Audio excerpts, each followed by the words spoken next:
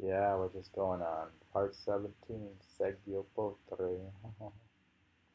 110 love poems for part 17 on page 179. However, looked at, it's a world to be loathed, but as long as you live there, I'm drawn to it. Interesting. However looked at, it's a world to be loathed, to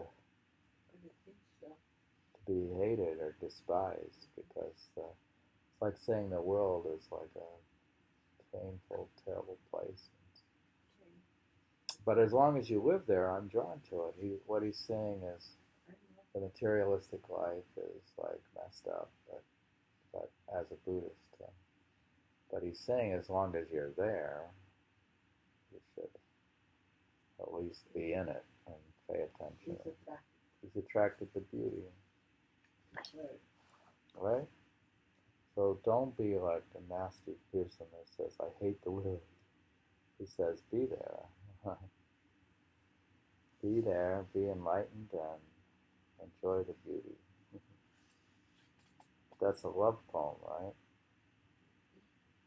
So he's drawn to the beautiful woman that he's in love with. Love the beautiful woman. 110 love poems of Saigyo. What else could have made me loathe the world? Here he goes again. The one who was cruel to me, today I think of as kind. Interesting. He says, this and the preceding poem are sometimes cited as evidence that Saigyo entered religious life because of a disappointment in love. Here it's saying Saigyo entered religious life because of disappointment in love. That's a theory. Like, do they not know? I guess. Well, how can you know about a person's state of mind except for by reading his poems? We'll read that again. What else could have made me loathe the world? The one who was cruel to me, today I think of as kind. What is this love that he had ended up cruel to him somehow? I think we've encountered. He was rejected.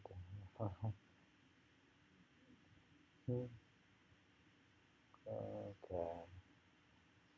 All right, we may have finished some love poems and we come to comment here. I made a journey to Sanuki. Why do you think he says today she's kind? She's kind? Well, well,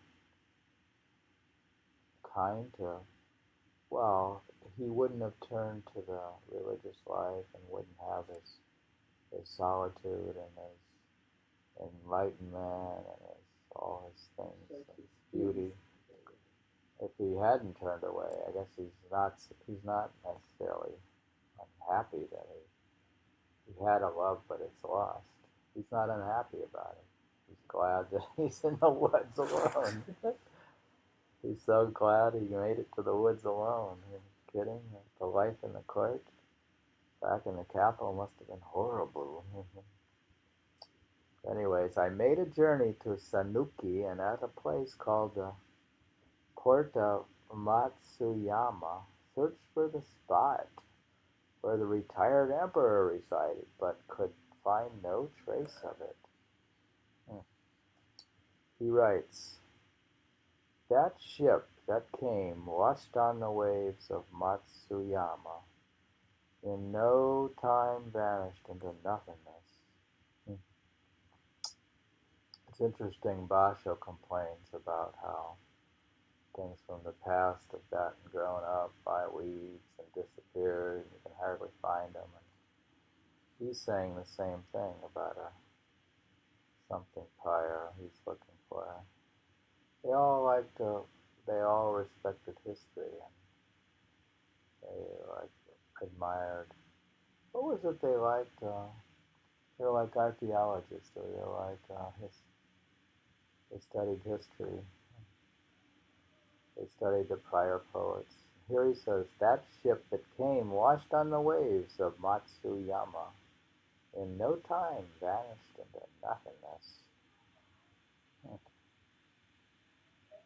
says in 1168 or 60, Saigyo journeyed to the province of Sankashu and Shinkokinshu to pay respects to the memory of Emperor Sutoku, who was banished to Sankashu in 1156 as a result of his part in the Hojan Civil War.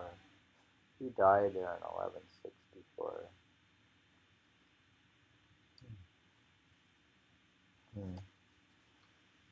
Okay.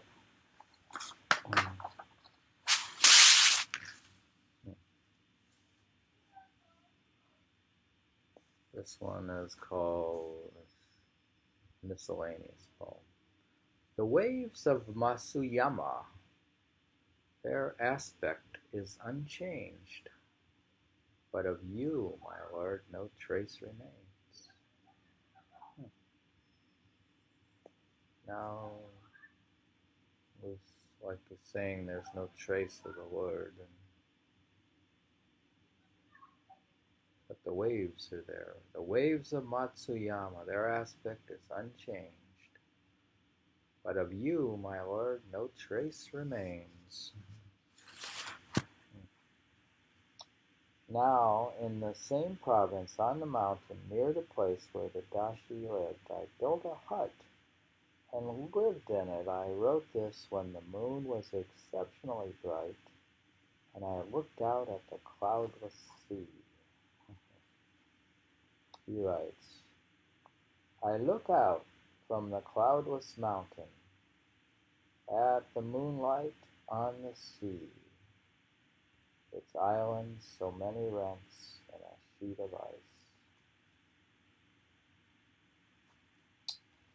Then he says, written on Saigyo's journey to Sanuki, he was staying at Zenshu Temple, located at the birthplace of Kobo Taishu Toki, and founder of the Shogun sect of Buddhism in Japan.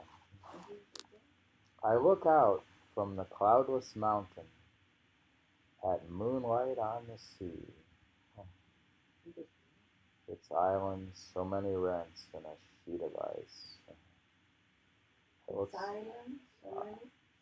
Its islands so many rents in a sheet of ice. What meant rent? I don't know. How you spell it? Rents. Well, there's some islands in ice. It must be cold. And it sees the moonlight. It's pretty cool. The moon reflected.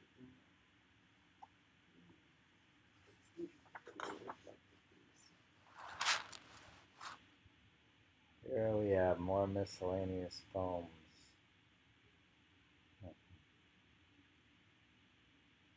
Love, through the long year, no, not love. Here it says, on looking at the pine that stands. Did you send me that poem? Send what? This Take one? a note of that poem. I'd like to. What? I'd like to post that. All right, we'll find it. Live. Now he says, on looking at the pine that stands in front of my hut. What page is it? Oh dear, this is the one you like. Page 185. You like this one? I look out at cloudless mountain.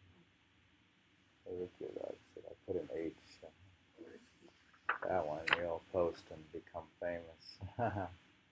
Saigyo will be famous. Maybe for a moment in time until it vanishes off Instagram.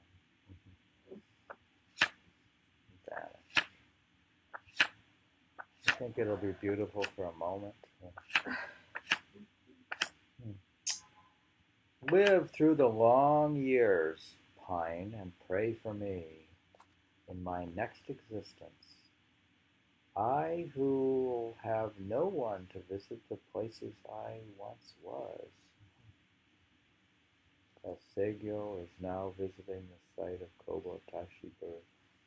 Now, he says, now he's looking at the pine that stands in front of his hut, and he says to the pine, "Live through the long years, pine, and pray for me in my next existence. I will have no one to visit the places I once was." Interesting approach. He's asking the tree to pray for him. Well, you could do that, couldn't you? Because it's gonna live longer. You think the tree in front of our house we should pray to it to pray for us? Those trees, they cut them. I hope the tree can pray for me. Or you could go to like a sequoia tree out in California and ask it to pray for you. Mm-hmm. Well, all right, we continue. When I tire of this spot as well, too gloomy to live in, when I drift on my way, pine, you'll be left alone. My goodness. This guy is so lonely. He's talking to the trees. Talk about solitude. Well, sometimes a tree, I mean, has good vibes. You can sit under a tree and meditate. They have very fabulous vibes. Trees are very nice. Nice pine tree, too. They smell good. When I tire of this spot as well, too gloomy to live in, when I drift on my way, pine, you'll be left alone.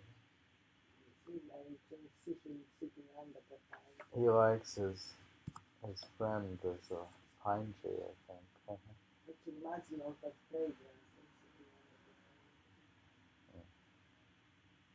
Yeah, the pines. I used to go to the pine forest in the woods at home to camp out. It smells. It's perfect. It has pine needles on the floor of the forest. They're soft, so you have like a soft bed, and then it smells like pine trees. It's like, and they say that, oh, you have to have pine pollen if you want to be healthy. Pine pollen.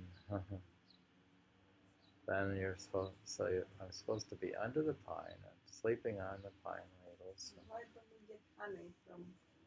And we just bought pine nuts. And you can eat pine nuts. From pine trees. And it's so hard to get pine nuts. You can't overeat them because you have to crack them open. And you're only allowed to have a handful of nuts. So it's perfect. Anyways, we'll read another poem. On a snowfall. Under the pines, a color like the sky when snow falls.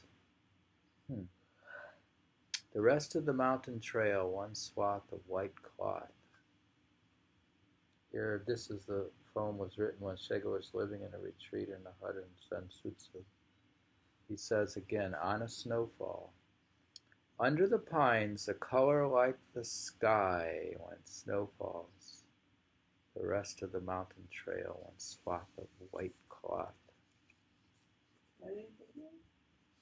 Under the pines, a color like the sky. When snow falls, the rest of the mountain trail, one swath of white cloth. We're reading from Saigyo's Poems of a Mountain Home. And, let's see.